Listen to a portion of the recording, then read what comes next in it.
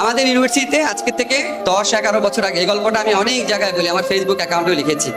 10-11 বছর আগে একটা স্টুডেন্ট আসতো, খুবই অর্ডিনারি ব্যাকগ্রাউন্ডের, বুঝতে পারছো, মানে কাপড় চোপড় দেখে বোঝা যায় একটা কাপড়ে বারবার পরে আসে, খুবই ক্লান্ত চেহারা, খুবই ঘর্মাক্ত চেহারা, বেতন দিতে পারছে না ঠিক মতো, বারবার তোমার ডিফল্টার হয়ে যাচ্ছে, আর ক্লাসে আসতো দেরি করে, কিন্তু ক্লাসে খুব ভালো আনসার করতো।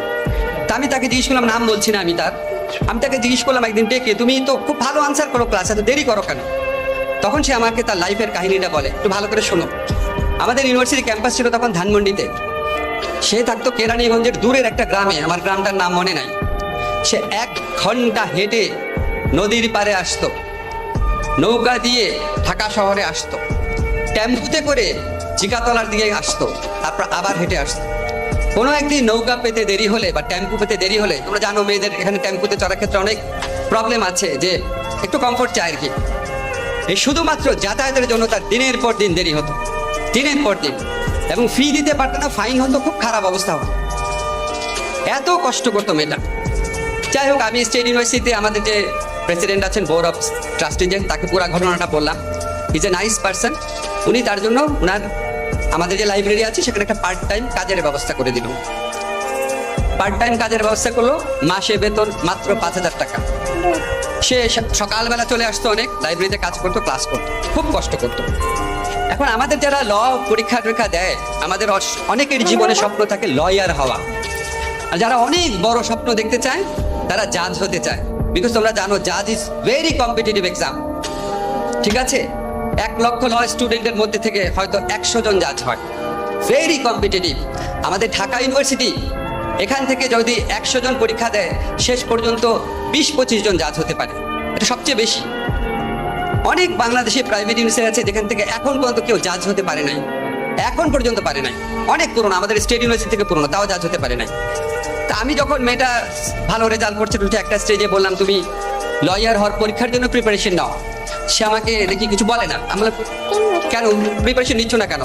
তখন সে মাথা নিচু করে, তার চোখ পানিতে ভরে গেছে, বলে, স্যার আমি জাজ হতে চাই। আমার মেয়ে এত দরিদ্র ঘরের একটা মেয়ে, এত কষ্ট করছে, তার জীবনে এত বড় স্বপ্ন। তা আমি তাকে অনেক বোঝানোর চেষ্টা করলাম, তুমি প্রথমে লয়ার হও, আস্তে আস্তে দেখা যাবে। সে কথাই শুনলো না, সে পরীক্ষা দিল, প্রথমবার ফেল করলো, দ্বিতীয়বার পরীক্ষা দিল, রিটেন পাস করলো, কিন্তু ভাইভাতে ফেল করলো।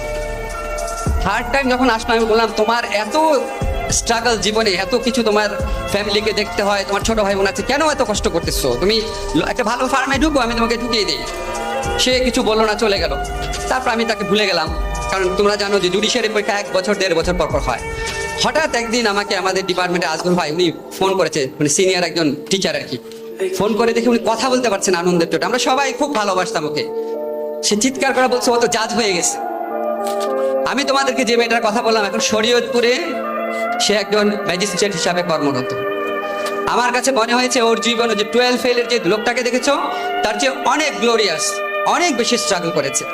আমি তার গল্প সব কাছে বলি। আমার এই আজাদ আবুল কালাম, ঈশ্বরচন্দ্র বিদ্যাসাগরের গল্প দরকার নাই, শুনলে মনে আছে উনি ইন্ডিয়ার প্রেসিডেন্ট হয়েছে, ঈশ্বরচন্দ্র বিদ্যাসাগর এত বড় মনীষী, এটা কি আর কি মানুষের জীবন? এটা তো অসাধারণ মানুষের জীবন। অসাধারণ মানুষ না, আমাদের সাধারণ মানুষের জীবনে এরকম অনেক অসাধারণ গল্প আছে। তোমাদের চেয়েও অনেক বেশি কষ্টে থাকা ছেলেমেয়েরা, তোমাদের একটা গল্প বললাম, আরো অনেক গল্প আছে।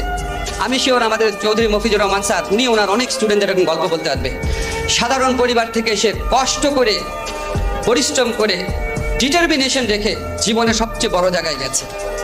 আমি তোমাদের এই গল্পটা বললাম এটার জন্য যে 12 ফেইল কোনো সিনেমা না, এর চেয়ে অনেক বড় বড় বাস্তব ঘটনা ঘটে, এবং তোমরা প্রত্যেকে যেন সেই বাস্তব ঘটনার নায়ক হতে পারো।